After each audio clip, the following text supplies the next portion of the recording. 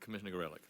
Thank you, Mr. Chairman, and thank you, Mr. Secretary, and your colleagues for being here today and for sharing your thoughts with us. I'd like to start where Commissioner Benvenisti left off in his dialogue with you.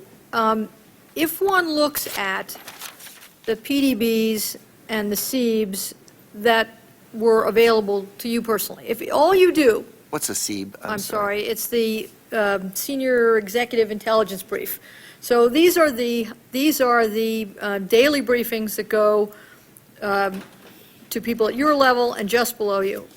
If you look at the headlines, only the headlines of those in the period that has come to be known as the Summer of Threat, it would set your hair on fire, not just George Tenet's hair on fire. I don't think it is fair to compare what all the intelligence experts have said was an extraordinary spike that plateaued at a spiked level for months with spikes that happen, come and go, and are routine.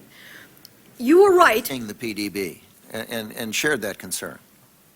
Pardon me? I was seeing the PDB each morning and shared that concern. Well, I expect that you would. So now I would like to talk about the items the aspects that were in your control. I had a conversation with Secretary Wolfowitz, one of his predecessors, when the 1996 Olympics were being planned about what do we do when an aircraft is being hijacked and is flying into a stadium at the Olympics. What is the military's response? What is its role? And it has always been my assumption that even though, yes, you were looking out, that you have a responsibility to protect our airspace.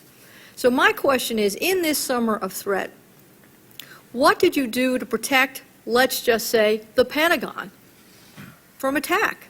Where were our aircraft when a missile is heading toward the Pentagon? Surely that is within the Pentagon's responsibility to protect, force protection, to protect our facilities, to protect something our headquarters, the Pentagon. Is there anything that we did at the Pentagon to prevent that harm in the spring and summer of '01? First, let me respond as to what the responsibility of the Department of Defense has been with the hijacking. As I said, it was a law enforcement issue, and the Department of Defense has had various understandings with FAA whereby when someone squawks hijack, they have an arrangement with the Department of Defense that the military would send an airplane up and monitor the flight, but certainly did not have, in a hijack situation, did not have authority to shoot down a plane that was being hijacked. The purpose of a hijack is to take the plane from one place to another place where it wasn't intended to be going, not to fly it in a building. Second, with respect to the defense of the Pentagon, you're quite right. The force protection responsibilities do fall on the military, and just to put it right up on the table, we're in the flight pattern for National Airport. There's a plane that goes by, you know, how many yards from my window 50 times a day. I don't know how far it is, but anyone who's been in that office has heard it roar right by the window. There isn't any way to deal with that at all. And force protection tends to be force protection from the ground. Dick, do you want to comment? I would just say that since the Cold War, the focus of North American Aerospace Defense Command was outward, was not inward. The hijacking agreement with the FAA was as the Secretary described it. It would be a call and a response to the hijack, but certainly not with the thought of shooting it down. It was to monitor, try to get it to follow instructions, and then follow it to its ultimate destination if we could.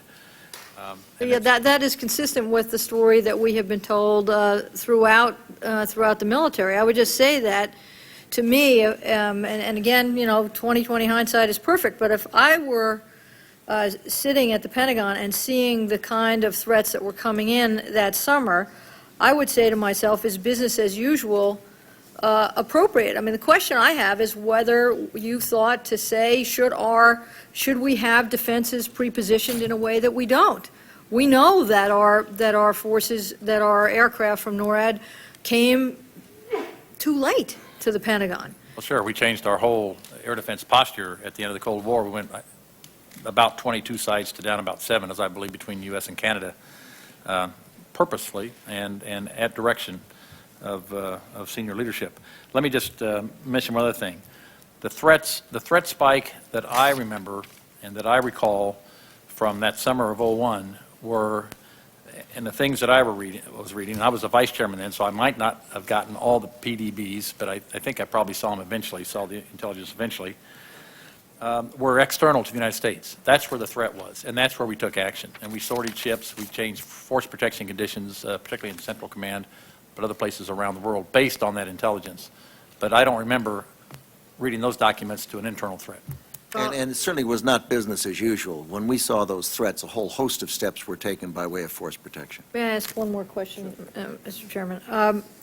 We can't go into the content of the PDBs and the CEBs here, and I can't even characterize them in order to ask you the next question that I would ask. So let me ask you this. Was it your understanding that the NORAD pilots who were circling over Washington, D.C. that morning had indeed received a shoot-down order?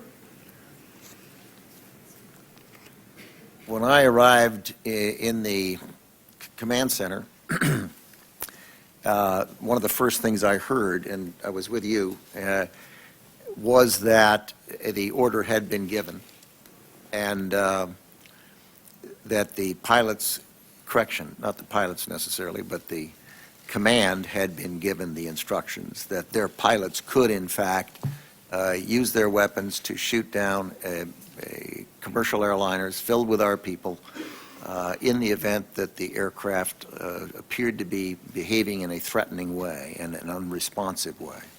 Now, you make a distinction there between the command and the pilots. Was it your understanding that the pilots had received that order? I'm trying to get in time because well, I think my understanding, I've talked to General Eberhart, commander now of NORAD, and I think he's briefed the staff. And I think what he told the staff, what he told me, as I recall, was that the pilots did, at the appropriate point when the authority to engage civilian airliners was given, that the pilots knew that fairly quickly. I mean, it went down through the chain of command. It was on a threat conference call that it was given, and everybody heard it simultaneously. The question then would be, the reason I'm hesitant is because we went through 2 or 3 iterations of the rules of engagement. And in the end, we ended up delegating that authority to, at the lowest level, I believe, to 2 stars. Right. And the pilot would be then describe the situation to that level. To the extent that level had time, they would come up to General Eberhart. And to the extent Eberhart had time, he would come up to me. And to the extent I had time, I might talk to the President, which in fact I did do on several occasions during the remainder of the day with respect to international flights heading to this country that were squawking hijack. I'm just trying to understand whether it is your understanding that the NORAD pilots themselves, who were circling over Washington, as you refer to in your statement, whether they knew that they had authority to shoot down a plane. And if you don't know, it's fine to say that. You mentioned them in your statement, and I would like to know if you know the answer. I do not know what they thought. I haven't talked to any of the pilots that were up there. I certainly was immediately concerned that we did know what they thought they could do, and we began the process quite quickly of making changes to the standing rules of engagement.